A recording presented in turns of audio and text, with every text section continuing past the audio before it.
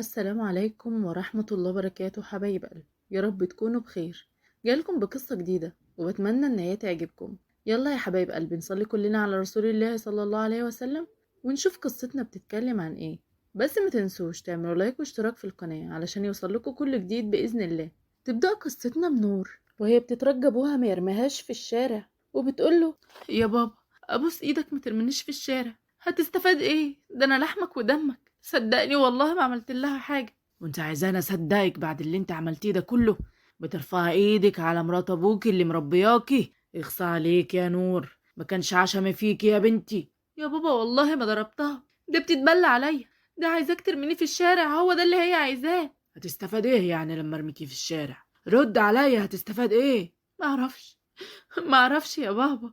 ظهرت في الوقت ده مرات ابوها واللي اسمها فتحية، عينيها بتطق منها شرار وبتقول: اخصى عليك يا نور، ما كانش عشم فيكي ابدا. تمدي ايدك على ربتك، ها؟ بتعضي في الايد اللي اتمدت لك يا نور؟ ماشي، انا مش هتكلم معاكي، مش هتكلم معاكي عشان انت ليكي اب هو اللي هيرد عليك. فعلا ابوها بيمسكها ويرميها في الشارع ويقفل في وشها الباب. تبقى حزينة جدا نور وبتفضل تخبط وتقوله: طب افتح لي يا بابا، يا بابا راح فين بس ولا اجي منين؟ روحي في اي داهيه تاخدك، روحي عند خالتك اللي ربنا ياخدها يا امك ان شاء الله، ولا ياخدها زي ما امك ربنا خدها. امشي يلا يا بنت الكلب انت من هنا. في الوقت دوت نور اضطرت ان هي تمشي. كانت عرفت خلاص ان باب ابوها اتقفل في وشها ومش هيتفتح مرة تانية. قعدت تدعي وهي ماشية وتقول: ترى يا امه سبتيني البابا يعذب فيا هو ومراته، رحت ليه وسبتيني يا امي؟ انا بتمنى دلوقتي اروح لك، بتمنى من ربنا ان هو ياخدني عشان ابقى معاكي في امان. في الوقت ده وهي ماشية ودموعها مالية عينيها، زي ما يكون الدموع عاملة غمامة مش شايفة قدامها، عربية خبطتها. في الوقت ده نزل منها شاب جنتل كده زي ما بيقولوا، باين عليه ان هو وسيم جدا، وباين عليه كمان ان هو من اثرياء البلد. نزل وبص وقال: وبعدين بقى في البلاوي اللي بتتحدف علينا ده على الصبح؟ انت يا ماما، انت يا عسل، قومي من قدام العربيه. ايه؟ انت مين؟ حرام عليك، ليه خبطتني؟ انت هتمثلي ولا ايه؟ قلتلك قومي. في اللحظة دي اتلموا حواليه الناس، واحد فيهم مسكه وقال له: جرى ايه؟ هو انتوا يعني عشان غناي وراكبين عربيات هتدوس على خلق الله، وكمان مش عاجبك وبتزعق لها وعايزها تقوم؟ يا ختي الله، ده بدل ما تقول لها تعالى اوديكي مستشفى تزعق فيها وتقول لها قومي من قدام العربيه. ايه ناسين ربنا يا كفره؟ جرى ايه يا عم انت، في ايه؟ ما تهدى شويه، انا ما عملتلهاش حاجه، وبعدين انا كنت مهدي السرعه وهي اللي ظهرت قدامي مره واحده. يبقى لازم توديها المستشفى وتصلح غلطتك، شيلوها يا جماعه. فعلا شالوها وركبوها العربيه. وفي الوقت ده اتدبس الشاب واللي اسمه فهد، خدها وراح بيها على اقرب مستشفى. لكن المستشفى اللي راح فيها دي مستشفى حكومي اي كلام يعني. اول ما نزلها كانت فاقده الوعي، اضطر ان هو يشيلها، دخلها غرفه الطوارئ. وهناك كان في دكتور بيتكلم بكل برود ويقول: مالها الحاله دي؟ مالهاش يا دكتور، انا وانا ماشي طلعت لي من العدم وخبطتها وانا مش واخد بالي يعني، هي طلعت قدامي فجاه. امم طب هي حصل لها ايه؟ ما اعرفش يا دكتور، انا جايبها هنا عشان تشوفها. ازاي يعني؟ مش فاهم. يعني انت مش عارف هي حصل لها ايه؟ يا دكتور وانا اعرف منين؟ المفروض حضرتك انت اللي تعرف. ماشي، هي اسمها ايه طيب؟ لا حول ولا قوة الا بالله، انا اعرف منين يا دكتور؟ انا اعرف منين؟ انا واحد ماشي بعربية وخبطتها. يعني انت اللي خابطها؟ ايوه يا دكتور. يبقى هنعمل فيك محضر، اعملوا فيه محضر بسرعة وتحفظوا عليه لحد ما تيجي الحكومة، يلا. ليه بس كده يا دكتور؟ ليه؟ انا صلحت غلطتي وجايبها اهي وان شاء الله تفوق يعني. وبعدين والله هي اللي غلطانة، هي اللي ظهرت قدامي فجأة. لما تفوق هي اللي هتقول الكلام ده لو فاقت يا استاذ. الدكتور بيفضل يقلب شمال ويمين، وبعد 5 دقايق نور بتفتح عينيها، بتبص تلاقي قدامها وبيقول لها: قومي، قومي بالله عليك، خرجيني من الورطة اللي انا فيها دي. انت مين؟ انا مين ايه؟ انا اللي لسه خبطك من شوية. لا انا مش فاكرة حاجة. مش فاكرة حاجة ازاي يعني؟ انتي قومتي وفوقتي وقلتيلي انت خبطت، بعد كده غبت عن الوعي تاني. انا دماغي وجعاني قوي، مش قادرة اتكلم. شكلك كده اثرت عليها. اثرت عليها ايه يا دكتور؟ انا عملت لهاش حاجه والله، كل اللي حصل ان هي اتخبطت وقعت في الارض. ممكن تكون الخبطه دي ادت لفقدان ذاكره، الله اعلم بقى مؤقت ولا داري. طب والعمل يعني يا دكتور؟ ولا اي حاجه، هنعمل لها اشاعه وهنشوف الدنيا. المهم تفضل هنا وما تتحركش لحظه، سامع ولا لا؟ حاضر حاضر. فعلا بيخرج الدكتور وبيبداوا يعملوا اللي عليهم. وفي الوقت ده نور بتبقى مش فاكره اي حاجه، بتبص للشخص ده وبتقوله: هو انت لقيتني فين ولا خبطتني فين؟ انا مش فاكرة اي حاجة صدقني. مفيش، كل اللي حصل ان انا كنت معدي على طريق الاوتوستراد، ولقيتك فجأة طلعتي قدامي، كنت ماشية زي ما يكون متوهة كده، مش عارفة انت رايحة فين. طيب يعني مش ممكن يكون المكان اللي انا وقعت فيه ده هو مكاننا حواليه او بيتي؟ طب معلش، هو انا كان معايا حد؟ لا، ما كانش معاكي اي حد. طيب، متشكرة ليك. انا اللي متشكر، من فضلك بقى خليهم يسيبوني امشي، انا عملت اللي عليا وجبتك المستشفى اهو، ولحد كده وكفايه قوي، انا محتاج ان انا امشي ضروري، وبعدين يعني انت كويسه اهو الحمد لله. ايوه انا كويسة فعلا، بس المشكلة ان انا مش فاكرة حاجة. انا خايفة. خايفه من ايه؟ انت في مستشفى حكومي. وانا مش ضراني بقى ان محدش يضحك عليا مثلا ويقول لي انا ابوكي ولا اخوكي ولا امك، وياخدوني يعملوا فيا حاجة ولا يتاجروا في اعضائي. طب ما انا مش هينفع افضل في المستشفى اكتر من كده. ايوه بس انت الوحيد اللي عارف المكان اللي انت خبطتني فيه. ممكن معلش ترجعني، واوعدك ان انت لو رجعتني المكان ده هسيبك تمشي. طب والدكتور العبيط ده هيعمل فينا ايه؟ ولا اي حاجة، نمشي من غير ما يشوفنا. فعلا طلعوا من غير ما يشوفوهم، خدها في عربيته ورجع بيها مكان مقارب للمكان ده، بس مش هو، لكن هو استغل ان هي مش فاكرة حاجة ووداها مكان تاني، سابها وقال لها هو المكان ده اللي انا خبطتك فيه، ممكن بقى تسألي على اي حد من جيرانكم، ممكن يعرفوكي. سلام انا بقى. ماشي، متشكرة جدا. مشي بعيد، ولكن حس بتأنيب الضمير، بص ناحيتها وقلبه وجعه عليها، وقال بينه وبين نفسه لا لا، حرام، دي باين عليها غلبانة قوي، وبعدين انا السبب في اللي حصل لها ده. مفيش فايدة. رجع تاني وقال لها بقولك ايه يا نسا، نعم. بصراحة مش هو ده المكان اللي انا خبطتك فيه. طب وانت جبتني هنا ليه؟ جبتك هنا بصراحة عشان عايزة اتخلص منك بأي طريقة، انا من ساعة ما خبطتك وانا في دوامة. والله؟ يعني انت اصلا بتتوهني على اساس ان انت بتساعدني؟ متشكرة قوي يا استاذ. خلاص روح شوف انت رايح فين، مش عايزة منك حاجة. لا لا، انا خلاص قررت ارجعك مكانك، تعالي.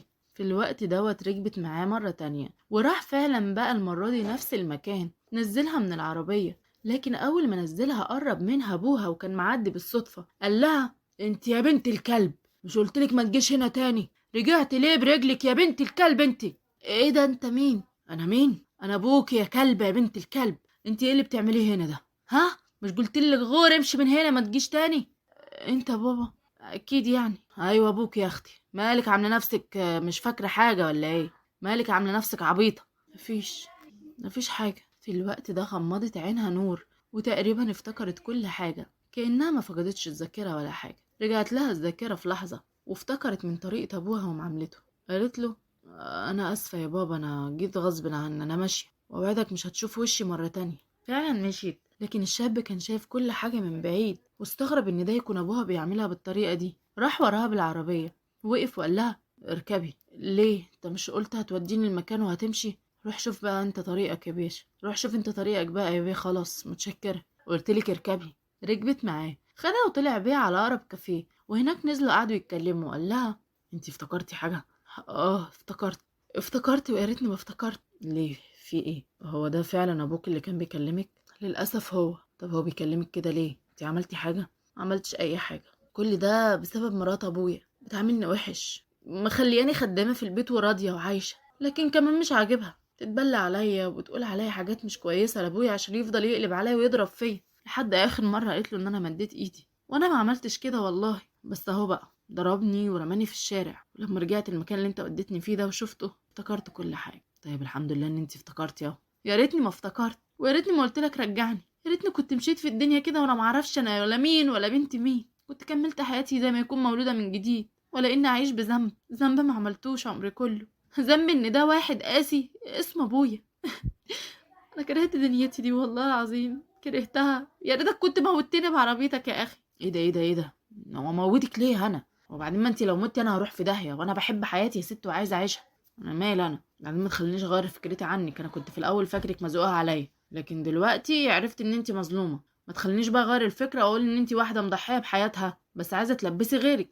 لا طبعا ما اقصدش، انا بس اتمنيت لو ما كنتش رجعت اصلا ولا افتكرت حاجه. طيب يا ستي، على العموم حصل خير، اشربي بقى العصير بتاعك، انا همشي. اتفضل. طب وانتي هتعملي ايه؟ ولا اي حاجه، هعمل ايه؟ همشي في بلاد الله الواسعه لحد ما الاقي لي شغل، اشوف بقى هعمل ايه، او يخبطني واحد بعربيه تاني، بس المره دي بقى يكون دايس بنزين على الاخر عشان يجيب اجلي بقى وارتاح. لا انت بدماغك دي ما ينفعش تتسابي لوحدك. اخاف عليكي؟ تخاف عليا ليه؟ اللي خلى ابويا اللي من دمه ولحمه ما خافش عليا، تخاف انت عليا يا غريب؟ اكيد طبعا، احنا مش كلنا واحد؟ كلنا ولاد 9 وكلنا اخوات في الاسلام. ايوه. طيب يبقى ما خافش عليكي ليه؟ طب انا اقول لك على حاجه حلوه، ايه رايك تشتغلي عندنا؟ اشتغل عندكم ازاي يعني؟ انا شايف ان انت دماغك حلوه ان شاء الله، يعني عليكي ذكيه. ممكن تقعدي في البيت يعني مع اختي الصغيره، اصل امي دايما مشغوله بتسافر وتروح وتيجي، فلو قعدت عندنا في البيت يعني تخلي بالك من اختي. فاهماني؟ فاهمه قصدي؟ انت بتعرفي تقراي؟ بسيط يعني، بسيط، بس بعرف يعني، بعرف اقرا واكتب يعني الحمد لله. يعني هتقدر تذاكري لها وكده، او تعلميها حاجه تقرا انت وهي اي حاجه؟ اه ممكن، بس انا هشغلك ليه معايا؟ انت لحد هنا كتر خيرك. لا لا، مش هتشغليني ولا حاجه، بالعكس انا لسه اصلا كنت رايحه ادور والله في المكتب على واحده زيك، امي اللي بعتاني، فانتي وقعتي في طريقي بقى، فيلا انتي اولى. فعلا خدها وداها البيت، وهناك قابلتها مامته وقالت اسمك ايه بقى؟ انا اسمي نور. طب يا فهد، نور مش صغيره شويه؟ لا لا، صغيره ايه بس، ده انا عندي 18 سنه. 18 سنه؟ ومفكرة نفسك كبيرة أوي يعني؟ لا لا لا، صغيرة خالص يا فهد، ده عايزة اللي يخلي بالها منها. صدقيني يا مدام، والله أنا هقدر أعمل أي حاجة أنت عايزاها، حتى لو طلبتي مني أروق وأكنس وأعمل. بصي أنا يعني فرود، هعمل لك كل حاجة اللي أنت عايزاها. يا حبيبتي أنا مش عايزاكي تغسلي ولا تطبخي ولا تعملي أي حاجة، احنا عايزين واحدة تخلي بالها من عزيزة بنتي اللي عندها 7 سنين. انت يا دوبك تخلي بالك من نفسك بالعافية. طب جربيني يوم يا مدام، جربيني يوم، ولو ما نفعتش يا ستي اطرديني. اطردك؟ احنا ما بنطردش حد يا بنتي. انت اسمك ايه؟ اسمي نور. طيب يا نور، هجربك يوم واتنين، بس خلي بالك بنتي شقية جدا، يعني عايزاكي يعينك عليها في كل مكان، ماشي ولا لا؟ حاضر يا ست هانم، والله في عيني. خلاص بقى يا نور، انت من النهارده استلمت الوظيفة، عايزك تاخدي بالك منها، عشان فعلا زي ماما ما قالت هي شقية جدا وممكن تتعبك شوية. لا لا، ولا يهمكوا خالص، هي شقية أنا هتشقى معاها. تتشقي معاها إيه؟ أنا جايباك عشان تخلي بالك منها، أقصد يعني إن أنا هفهمها، يعني أقصد. طيب سلام. أنا فعلا في الوقت ده مشيت أم عزيزة وفهد، بص لها فهد وابتسم وقال شكلي غلبانة وعلى نيتك قوي يا نور. يعني ممكن وممكن. ازاي يعني ممكن وممكن؟ اصل في ناس بتقول عليا وحشة قوي، وفي ناس بيقولوا عليا شرانية وخبيثة. ومين بقى دول اللي بيقولوا عليك كده؟ مرات ابويا بتقول عليا خبيثة وشرانية وحشة، وبابا بيقول عليا غبية وفاشلة مش نافعة في اي حاجة. يلا يا ستي سيبك منهم بقى، انت من النهاردة ابتديتي حياة جديدة تماما، هتنامي هنا وتاكلي وتشربي، تاخدي كمان قبضك كل شهر، تجيبي بيه اللي انت عايزاه. لو احتجتي اي حاجة بعيدا عن الشغل والكلام ده انا زي اخوكي، اطلبي مني على طول. متشكرة جدا، الف شكر، مش عارفة من غيرك كنت عملت ايه والله. لا لا، ولا اي حاجة، ده ربنا اللي بيدينا الصدف دي، يعني حطك في طريقي وحطني في طريقك، الحمد لله. بيمشي فهد عشان يروح شغله، وقبل ما بيمشي بيكون جاب عزيزة، وبتقعد معاها في الوقت ده نور وتقول لها ازيك يا عزيزة؟ كويسة. مالك بتتكلمي كده ليه؟ هو انت متضايقة مني؟ مش متضايقة. طب مالك كده؟ فك شوية. افك ازاي يعني؟ يعني ايه رأيك نقرأ قصة سوا؟ ما بحبش القصص. طيب ايه رأيك ايه رأيك نلعب خلاويص؟ ما بحبش ألعب. طب انتي بتحبي ايه يا عزيزة؟ بحب ارسم. طب يلا نرسم سوا، انا كمان بحب الرسم اوي على فكرة، وبرسم حاجات حلوة كمان. تعرفي ترسميني؟ بصراحة مش هقدر ارسمك. ليه بقى؟ مش انتي بتقولي بحب الرسم؟ ايوه بس يعني انا بعرف ارسم، بس في حاجات حلوة كده ما بعرفش ارسمها قوي زيك كده. انتي من كتر جمالك اكيد مش هعرف ارسمك حلو. عسولة يا عزيزة. يلا طيب فين حاجة الرسم؟ هناك في اوضتي. طب يلا نروح اوضتك، يلا بينا. فعلا بتروح عزيزة وبتروح معاها نور، وبيقعدوا في الأوضة يهزروا ويضحكوا. عزيزة خدت على نور في أسرع وقت، رغم إن هي كانت متضايقة شوية، لكن في نفس الوقت خدت عليها. وفي لحظة نعست عزيزة، قررت نور تتمشى تحت في الجنينة، وفعلا نزلت اتمشت في الجنينة. لكن وهي بتتمشى لقت حسين البواب واقف مع واحدة كده، قربت منهم وقالت ازيكم؟ الحمد لله. مين انت؟ انت المربية الجديدة يا؟ مربية ايه؟ لا انا جيت هنا عشان بنت صغنونه اسمها عزيزه، يعني بقعد معاها وكده. يبقى المربيه. ماشي، المربيه. انتوا مين بقى؟ ممكن نتعرف؟ انا يا ستي حسين، ودي مرتي فوزيه. اهلا بيكو، اتشرفت بيكو. انا نور، عندي 18 سنه. اهلا بيكي يا حبيبتي. اتغديتي يا نور؟ بصراحه لا، بس انا مش جعانه دلوقتي. ما تتكسفيش يا حبيبتي. عارفه الست ام فهد دي؟ والله العظيم ست كمل قوي. خلي بالك، هي سخيه جدا، مش بخيله يعني. فانت لو احتجتي اي حاجه روحي المطبخ وخدي اللي انت عايزاه. ولو عايزه اي حاجه من بره، عمك حسين اهو هيجيب لك اللي انت عايزاه كله. الله يبارك فيكم، تسلموا لي يا رب، الله يخليكم. هو انا معلش عندي سؤال كده. خير يا حبيبتي اسألي. هو فهد بيرجع امتى من الشغل؟ فهد فهد بيرجع ملوش مواعيد، يعني ممكن يجي دلوقتي شوية كده، ده شغله حر اصلا. يعني هو صاحب شركة، بيجي ويروح في وقت ما هو عايز. اه ما شاء الله عليهم، ناس مقتدرين وكده، ربنا يزيدهم من فضله يا رب. تسلمي يا قمر، ويزيدنا ويزيدك يا رب. يلا بقى استأذنكم لحسن اروح، زمانهم جايين هحضر الغدا. سلام. اجي طيب معاكي اساعدك في حاجه؟ والله العظيم بنت حلال. تعالي تعالي ندردش مع بعضنا شويه ونضيع الوقت. فعلا بتخش معاها المطبخ ويبداوا يعملوا شويه اكلات سوا، ويضحكوا ويهزروا ويتكلموا، ونور تحكي عن حياتها وفوزيه تحكي عن حياتها، والاتنين اتعرفوا وخدوا على بعض في اول يوم. وبعد ساعتين كان وصل فهد، نادى الفوزيه وقال: يا خالتي فوزيه، بعد اذنك طلعي لي الاكل فوق في الاوضه عشان انا جعان جدا. فعلا بيطلع فهد، والست فوزيه بتبص لنور وتقول لها: خد يا ست نور الله يبارك لك، والله تعبانه ما قادره اطلع سلالم زي بعض، وودي له الاكل ده غرفته. حاضر حاضر ولا يهم، انا تحت امرك. تسلمي يا حبيبتي. في الوقت دوت بتاخد نور الاكل وبتطلع فوق، وبتدخل تلاقي فهد بيغير. تتكسف جدا وتلف وشها وتقول: الاكل اهو يا فهد بيه، احطه لك فين؟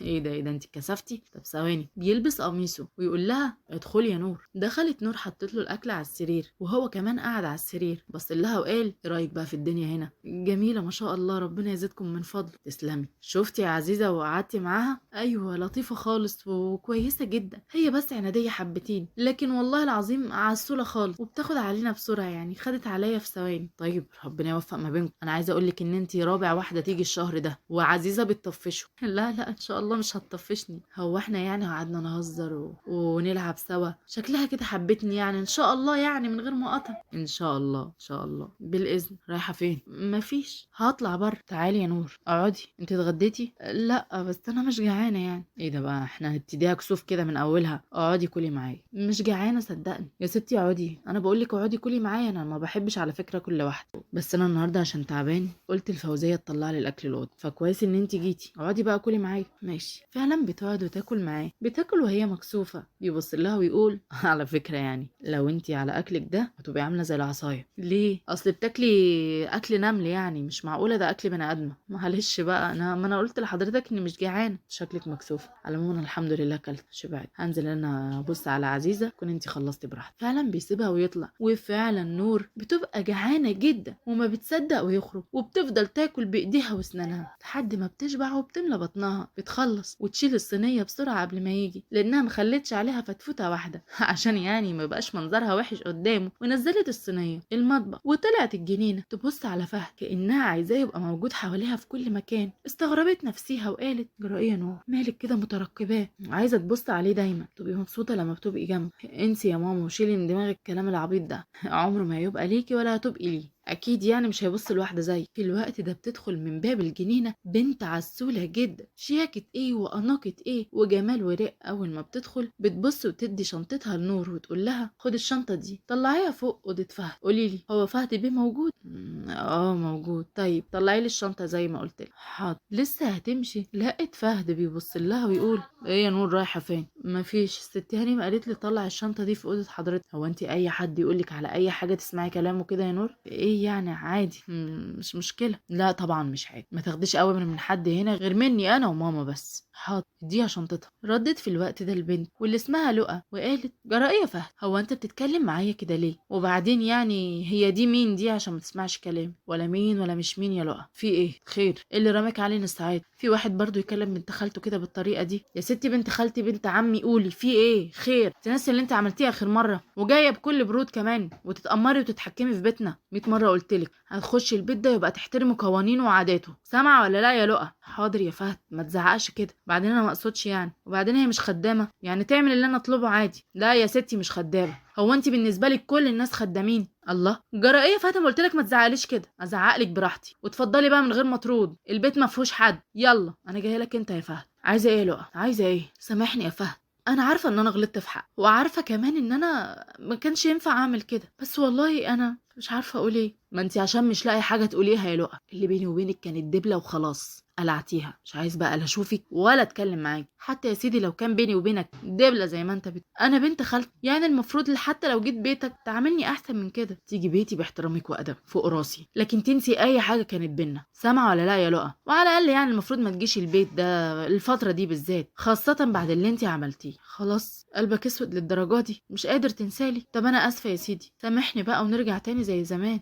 زمان زمان ايه ده اللي بتتكلمي عليه؟ انا طول عمري اصلا وانا بعتبرك زي اختي، ولما اتخطبنا رغبه عن امي وامك عشان هم اخوات وعايزين عيالهم يبقوا قريبين من بعض، بس تيجي انت بقى وتعملي اللي انت عملتيه ده من ورايا وتخونيني، دي حاجه انا عمري ما هغفرها لك. سامعه ولا لا يا لؤى؟ بيسيبها ويمشي. بتكون واقفه نور بتستغرب جدا، بتزعق لؤى من غيظها وتقول لها جرى ايه؟ هو انت بتتفرجي على ايه؟ ما تمشي تغوري في اي مكان. انا اسفه. بيرجع فهد وبكل غضب وبيمسك في الوقت دوت لؤى من دراعها ويرميها بره الفيلا ويقول لها ما تخشيش البيت ده تاني، سامعه ولا لا؟ وبيقفل في وشها الباب وبيرجع تاني يقول لنور انا اسف يا نور على اللي حصل، بس انت يعني زي ما قلت لك مش اي حد يقول لك حاجه تسمعيها وتقولي حاضر. انا اسفه يا فهد بيه، انا مش عايزه اسبب لكم اي نوع من انواع المشاكل، انا جايه اكل عيش وعايزه امشي جنب الحيط. تبتك ازاي ده عن اللزوم دي يا نور؟ هي اللي بتوديكي في داهيه، انت جايه شغاله هنا بكرامتك، يعني ما تخليش حد يقل منها مهما كان. لا طبعا انا ما بسمحش لحد يقل من كرامتي مهما كان، بس انا احتراما لحضرتك قلت لها ماشي. بعدين هي اتعصبت شويه بس انا يعني عذرتها لان انت شادد معاها شويه في الكلام. طيب يا ستي شكرا لذوقك، بالاذن. بيعدي يوم واتنين وتلاته، وكل يوم بيعدي كانت نور بتتعلق بفهد اكتر من اليوم اللي قبله، لحد ما جت في مره لقيته قاعد في الجنينه بالليل، قربت منه وقالت تسمح لي اقعد شويه؟ اكيد طبعا، اتفضلي يا نور، خلاص انت بقيتي واحده مننا. الله يخليك. هو انا بقالي قد ايه قاعده معاكم هنا؟ تقريبا ده تاني شهر. ايوه يعني بما اني قاعده معاكم بقالي شويه يعني، تقريبا كده زي ما انت قلت قبل كده ان احنا خلاص بقينا اصحاب. هو انا ممكن اعرف ايه حكايه لؤى؟ بص يا ستي، صلى على النبي عليه الصلاه والسلام. لؤى دي بنت خالتي وامي بيحبوا بعض جدا من زمان، لان هما ملهمش غير بعض في الدنيا دي. تمام، فهي خالتي ربنا كرمها بلؤى، وانا امي ربنا كرمها بيا طبعا، فكانوا بيتمنوا ان احنا يعني نكون قريبين من بعض وناخد بعضينا، انا هحافظ على بنتها وهي كمان هتصوني. لكن حصل العكس تمام، انا سمعت كلام ماما لاني بحبها وما بحبش ازعلها. اتخطبنا، قعدنا شهرين بالظبط مخطوبين. بالصدفه لقيتها قاعده في كافيه وماسكه في ايد واحد وبتحب فيه وبيحب فيها. قربت منهم واجهتهم، قال لي دي حبيبتي انا وانا بحبها من الاول وانت واخدها غصب ومش غصب. استغربت، قلت له ازاي واخدها غصب وهي اصلا اللي مرميه عليا هي امها وكين ومني. بصراحه يعني اتضايقت وخرجت اسوأ ما فيا، رميت لها الدبله على الترابيزه وخدت منها دبلتي، رحت على طول لميتها في الميه. جيت بصراحه وانا متضايق واتكلمت مع امي يعني وقلت لها ما تجيبليش سيره الموضوع ده تاني. من ساعتها بقى خلاص وانا وهي ما بنتكلمش بعض يعني. وتقريبا اليوم اللي جت فيه الفيلا هنا كان تالت او رابع يوم بعد اللي حصل تقريبا يعني. تمام. طب وانت مش ممكن تسامحها؟ سامحها ايه؟ لا طبعا، انا اصلا ما كنتش بحبها، هي بالنسبه لي اختي مش اكتر يا نور. انا نفسي فعلا اتجوز واحده تكون بنت حلال وطيبه وغلبان، مش مهم هي معاها فلوس ولا ما معاهاش، مش مهم تكون جميله او وحشه، يعني مش وحشه قوي يعني اكيد، بس يعني تكون عادي في الوسط، هوافق. مش وحشه قوي طبعا اكيد، يعني مفيش راجل بيحب ان هو يتجوز واحده وحشه، اقصد يعني حتى لو متوسطه الجمال مش مشكله. اهم حاجه عندي ان هي تصوني وتبقى عندي ثقتي فيها، اهم حاجه عندي ان هي متخرجش تحت طوعي في يوم من الايام وتعملني الند بالند، وان الرجاله زي الحريم والحريم زي الرجاله والكلام اللي انت عارفاه ده، فاهماني؟ يبقى انا الراجل وهي الست اللي تحتويني وتفهمني وانا متضايق كده، يعني كل واحد بقى يقوم بدوره. بس الكلام ده صعب دلوقتي، اغلبيه الستات والبنات بيقعدوا يقولوا المساواه والراجل والست والكلام اللي انت مش عايزه ده. ايوه بس وانا لقيتها خلاص الحمد لله. في الوقت ده نور وشها اتقلب وقالت ايه ده بجد؟ مش بعيد كمان نتجوز بعد يوم 2 3 4، يعني حاجات بسيطة خالص. متأكد؟ والله متأكد، ربنا يوفقك بالإذن. لسه هتمشي مسكها من ايدها وقعدها مرة تانية وقال لها تتجوزيني يا نور؟ انت بتقولي ايه فهد بيه؟ فهد ايه بيه بقى؟ ايه بقى؟ انا دلوقتي من هنا ورايح فهد بس. تتجوزيني يا نور؟ انت مش قلت لقيتها؟ طب ما انت اللي لقيتها يا نور. انت فيكي كل الصفات اللي انا عايزها، وبعدين غير كده انا حبيتك عشان حسيت ان انت البنت اللي انا عايزها. موافقه ولا لا؟ موافقة طبعا. هو انت تترفض يا بيه؟ بيه ايه؟ ما قلنا خلاص بقى فهد من غير بيه، اتفقنا؟ موافقة يا فهد. فعلا بيتجوزوا وبيعيشوا حياة سعيدة جدا ما بينهم، ويعيشوا بالمودة والرحمة، وبيكون بيحبها فهد وبيشيلها في عينيه، وهي كمان بتصونه وبتصون ثقته فيها وبتعيش معاه بكل حب. تخلص قصتنا يا حبايب قلبي. مستنية رأيكم في التعليقات، مستنية تقولي عجباكم القصة دي ولا لا، بس أنا متأكدة إن هي عجبتكم. ولو عايزين قصص تاني ما تنسوش طبعا تضغطوا على اللايك، عشان هو ده الحاجة الوحيدة الدعم اللي بتوصلنا منه، عشان القناة تكبر بيكم وليكم يا حبايب قلبي. واشتركوا في القناة. ها يلا، السلام عليكم ورحمة الله وبركاته، وأشوفكم إن شاء الله في قصة جديدة.